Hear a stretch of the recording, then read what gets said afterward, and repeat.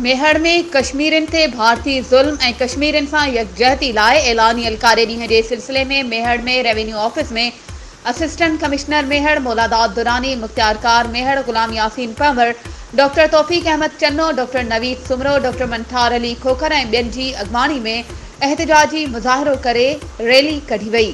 Rally में शामिल माण्हुनि हथनि में प्ले कार्ड ऐं बैनर खणी कश्मीरन मथां थींदड़ ज़ुल्म ख़िलाफ़ नारेबाज़ी कई।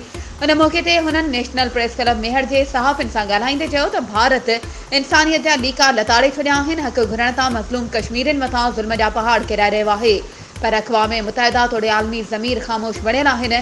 हुननि घुर कई आहे त कश्मीरन मथां भारतीय ज़ुल्म जो नोटिस वठी कश्मीरन खे आज़ादी ॾियारी वञे। वधीक ख़बरुनि ऐं अपडेट्स जे लाइ असांजे चैनल खे सब्सक्राइब कयो ऐं हा, बेल आइकन खे प्रेस करणु न विसारिजो त जीअं असांजी हर नई अचण वारी वीडियो तव्हां ताईं पहुची सघे।